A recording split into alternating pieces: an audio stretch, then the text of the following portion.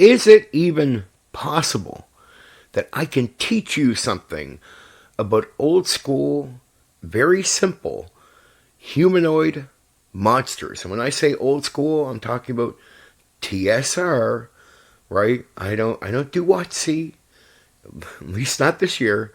I don't do WotC when it comes to monsters, and so we're focusing on TSR, Dungeons and Dragons monsters. I'm going to try to teach you something about these simple monsters, and we'll see if I can achieve that. I don't know. I have no idea.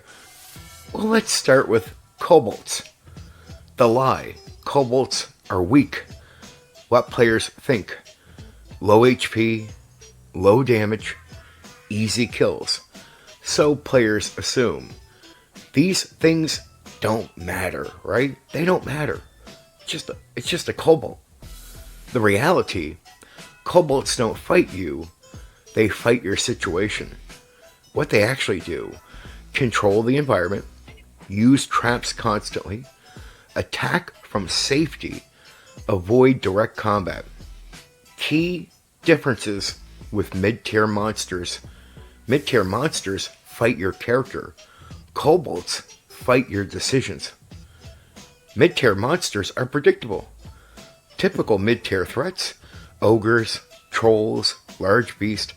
How they work, walk in, hit hard, take hits. Their weaknesses, you always know what they're going to do, fight, you hit on. Cobalts break the rules of combat. They don't play the same game. No fair fights, no clean engagements, no standing ground. They attack, then disappear. Trap, reposition, split, isolate. Result, players can't solve the fight normally. Terrain multiplies their power. Cobalt's home advantage. Tight tunnels, crawl spaces, hidden routes. What this does, larger characters can't move properly. Formations break instantly. Visibility limited. Reality, a strong party becomes weak inside Cobalt terrain. Traps turn every step into a risk. Constant pressure. Cobalts don't use traps occasionally, they use them everywhere. Floors, doors, ceilings, corners.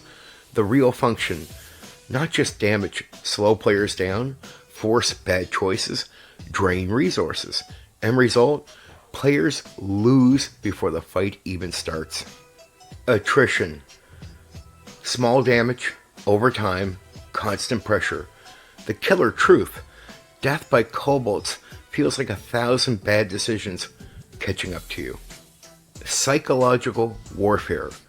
What Cobalts do to players. Create paranoia, force hesitation, break confidence. Players start overchecking everything, arguing about choices, slowing down too much. This is the real weapon. Cobalts attack the player's mindset. No clean victory. After fighting ogres or trolls, you win, it's over. After fighting Cobalts, survivors regroup, set new traps, attack later. Result, you're never sure if you've actually won. Ogres can kill your character. Cobalts kill your confidence, your resources, and eventually your entire party if you're not smart enough to stop them. Goblins. Weak individually. Dangerous in groups. Cowardly but not stupid. Prefer unfair fights. The correct mindset. Goblins don't fight battles. They create situations where you lose. They attack from cover. Use numbers. Hit when players are split, distracted, low on resources. What they avoid, open rooms, straight engagements, equal footing. If your goblins are standing in the open, trading hits, you're not running goblins, you're running training dummies. Terrain is their real weapon. Tight tunnels, choke points, elevation differences, hidden side passages. What this does, limits players' movement, breaks formation, forces bad positioning. Truth, goblins don't need high stats, they need good ground. Goblins use traps like a profession. Basic goblin trap logic. They don't build complex wizard traps, they build pit traps, tripwires, falling rocks, noise alarms. The key, traps are not for damage alone, they are for delaying players, separating the party, creating chaos. Proper use, trap, confusion, ambush, retreat. Hit and run is mandatory. Goblin combat flow, ambush, deal damage, retreat immediately, reposition, attack again later. What they never do, stay and fight to the death unless trapped. If goblins are dying in place, you're removing the biggest strength, mobility, and survival instinct. Numbers more than stats. How to scale goblins properly. Don't buff goblins. Instead, increase numbers, increase coordination, increase pressure over time. Example, 6 goblins easy. 20 goblins with terrain equals serious threat. Old school design. Weak enemies become deadly through numbers and pressure. Resource warfare. What goblins are really doing. Goblins aren't trying to kill you outright. They are trying to drain HP, torches, spells, force, bad decisions, retreat, end goal. By the time the real fight happens, you're already losing. If your goblins die in a straight fight, you ran them wrong. Goblins aren't there to fight fair. They're there to make sure players regret thinking they could. Hobgoblins. Hobgoblins on flat ground? Tough fight. Hobgoblins with terrain? You're walking into their plan. Hobgoblins pick the battlefield. Narrow passes, fortified ruins, gateways, bridges. Why it matters? Limits players' movement, forces direct engagement, removes flanking options. Result? Players are forced into the fight on hobgoblin terms. Choke points plus formation equals wall of death. What they do? Frontline, shield wall, backline, spares, archers. Leader, behind protection. What players face? Can't break through easily. Can't reach priority targets. Result?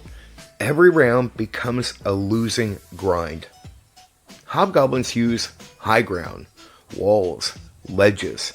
Effect? Better line of sight, harder to reach, constant range pressure. Result? Players take damage before they can even engage properly. Preset kill zones. What is a kill zone? Area designed to trap movement, focus fire, hobgoblin setup, narrow entry, archers on both sides, melee blocking exit. Result? Players walk into damage they cannot avoid. Hobgoblin. First line falls, second line ready. Retreat, regroup, counter attack. Result? Even winning the first fight changes nothing. Terrain removes player advantages. What players usually rely on? Mobility, target selection, spell positioning. What hobgoblins remove? Space to maneuver, clear sight lines, safe casting positions. Result? Players can't play the way they're used to. Pressure over time. Terrain extends the fight. What happens? Players take small but constant damage. Hobgoblins rotate position, maintain control. Result? The fight drags until players collapse. Why this becomes a nightmare? Because now you have discipline, formation, leadership, terrain control, combined into a fight where players never get advantage. Orcs fight where you stand. Hobgoblins make sure you're standing exactly where they want you. Bugbears. Strong, quiet, patient. The key combo. High damage plus surprise equals lethal. They are ambush specialists. The ambush multiplies their power. Normal fight, bugbears hit hard. Players react. Ambush fight, bugbears strike first. target weak character, deal massive opening damage. Result, fight starts with a player already in trouble or down. They attack before the game starts. Bugbears don't walk into initiative, they attack before players are ready.